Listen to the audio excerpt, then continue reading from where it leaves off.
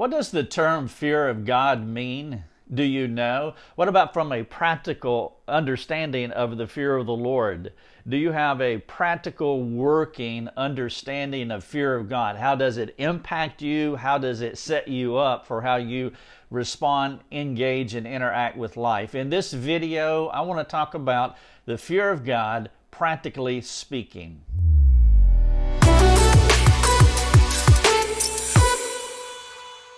Hello everyone, Rick Thomas here. We're helping people live effective lives. Last night I had a conversation with our children and we were talking about this idea of the fear of God. And as with a lot of our conversations, we have them at our bar while we are eating together. And so what I did is I took these pill bottles here and I gave them a walkthrough of what fear of God means practically, and then I asked them, did that make sense to you? And all three of them said it was really clear to them. So it has passed the teenage test.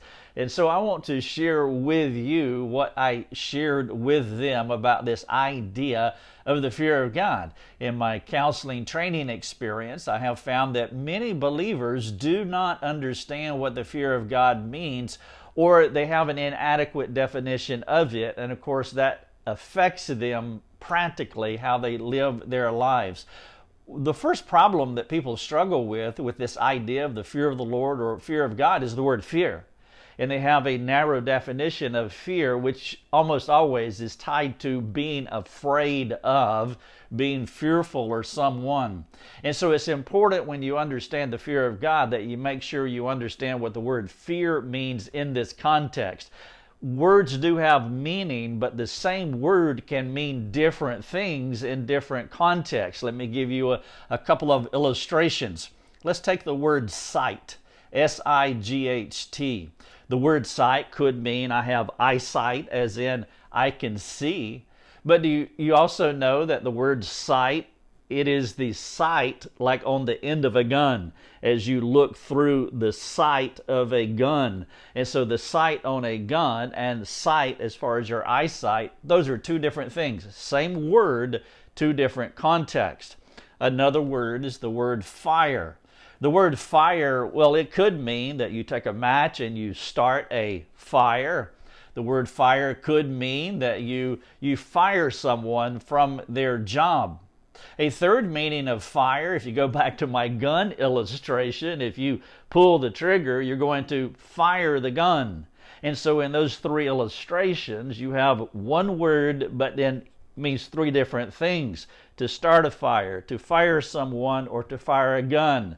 Or sight. I have sight, I can see, or the sight again on a gun. And so the word fear is like that as well. Fear does mean to be afraid, and we all understand what fear means in that context. A word cloud for the word fear could be things like worry or fretting or anxiousness, but fear really capsulizes this idea of being afraid. But when it comes to the fear of God, that is not what we are talking about at all. God does not want us to be afraid of Him, and if the fear of God connotes that to you, well, then you have an improper understanding of the word fear, specifically tied to the fear of God. The verse that I shared with my children yesterday as we talked about the fear of the Lord is Proverbs 1:7.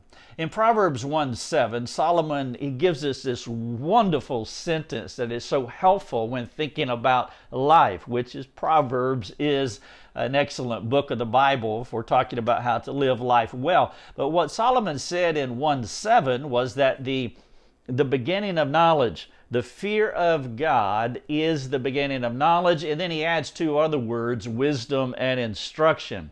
And so I took these pill bottles because they were on the counter last night, and I used that as my illustration. Let me show you what I shared with them. And so let's say that we have knowledge here, and then we will add instruction and wisdom because they're in this chain, this collection of words in Proverbs 1:7. And he says that the fear of God is the beginning of knowledge, wisdom, and instruction. He says the fear of God is the beginning of knowledge, and fools, they despise wisdom and instruction. So I'm putting these three words together. Let's say that you have knowledge and wisdom and instruction, but you don't have a fear of God. If you don't have a proper fear of God, you may have information. You can be intelligent, you can be an egghead, you can be an academic, you could have a lot of information in your brain, but it really won't be the best knowledge, the best wisdom, or the best instruction, because knowledge is not the beginning. This is the next step from the beginning. The beginning is the fear of God. And so the fear of God is the beginning of knowledge, instruction, and wisdom. And I'll put them like this for you so that you can see them. And so in this order here, the fear of God is the beginning of knowledge, wisdom, and instruction. But that begs the question, what is the fear of God? And as I was saying, some people have an improper view of the fear of God. And if you have an improper view of the fear of God, well, that's going to impact the knowledge that you have, the wisdom, and the instruction that you have. And so the fear of God, I want to give you a good working definition of it. There are two component parts to the fear of God. To have a healthy understanding of the fear of God, first, you must know that God is a God of holy justice. And then number two, you must know that God is a God of holy love. If you understand God and experience God as a holy, righteous judge, and as a holy lover of our souls, then you have a very balanced view of the fear of God, and that will help you to step in proper knowledge, wisdom, and instruction. All right, I want to move these aside for just a moment, and I want to talk about this idea of having a proper understanding of the fear of God as it pertains to God being a holy, righteous judge, and God being having holy love. Now I want to go back to the Garden of Eden. When Adam and Eve walked in the Garden of Eden, they understood these things, that God is a judge. You remember what he said in Genesis 2, that if you eat from the tree of knowledge of good and evil, you shall surely die. And so they had this idea that God, well, he's a judge. He is a judge. He has said that transgressions will be punished. Sin will be punished. And if we eat of this tree of the knowledge of good and evil, then punishment is coming. God is a holy judge. But they also knew God to be a God of love, and because of that, these two things balanced out, and there really weren't any problems in the Garden of Eden. Well, then the serpent came in Genesis chapter 3, verse number 6, and they did eat of the fruit of the tree. And what happened in that moment, and you see it in the text, that it's like they have forgotten that God is a God of holy love, and so this is set aside. And what they were dialed in on is that God is a holy judge. And Adam said this as you work down the text in Genesis 3. I mean, first of all, they felt ashamed, and then they ran from the presence of the Lord. And then Adam said, we were afraid. Why was Adam afraid? Because he knew God as a holy judge, and he knew that sin must be punished.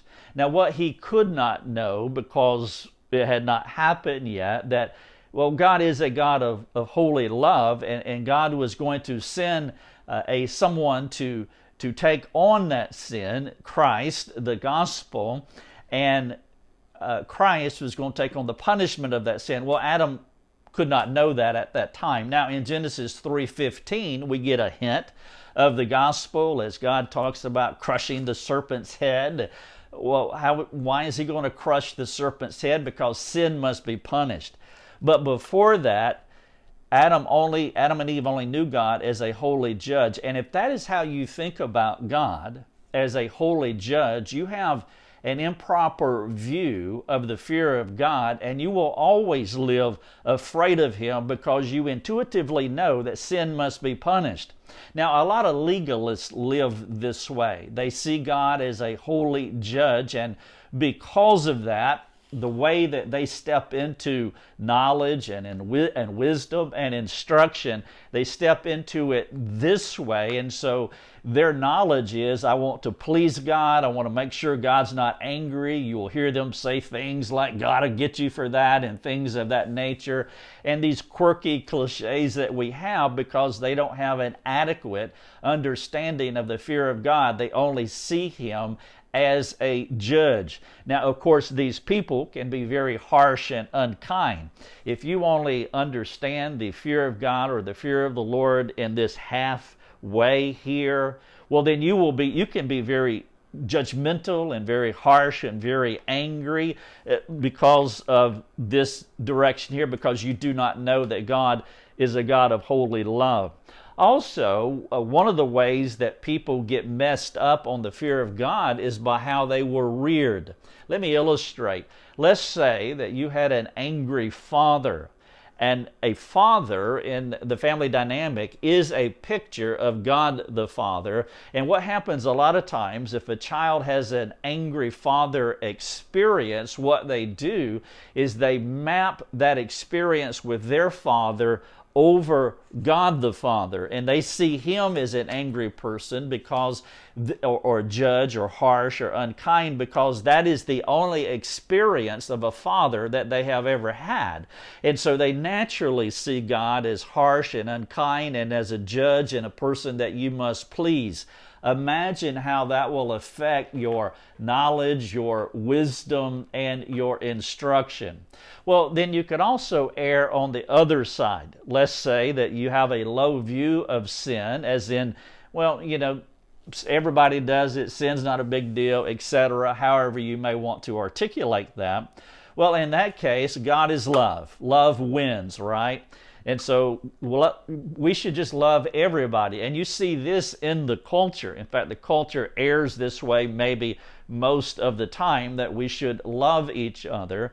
And if all you know God is a holy lover, well, then that's going to affect how you think about knowledge, instruction, and wisdom. And so the beginning of knowledge, instruction, and wisdom is a proper understanding of the fear of God. This here is not love at all. It's love without courage. It's love without a backbone. It is a squishy-gushy kind of love. And again, that's not love at all. These people tend to be afraid to step up and to be courageous. But if they understand that God is a God of holy love and God is a God of holy judgment, then they will be balanced, and that is a proper view of the fear of God. And because of that, they will not be overly harsh, unkind, and judgmental, and they will not be gushy and squishy and some kind of pseudo-love that's not love at all. But they will have love with a backbone. Now, with this proper view of God, this is how the Christian thinks as they think about the fear of God, holy judge, holy love. They're really at peace.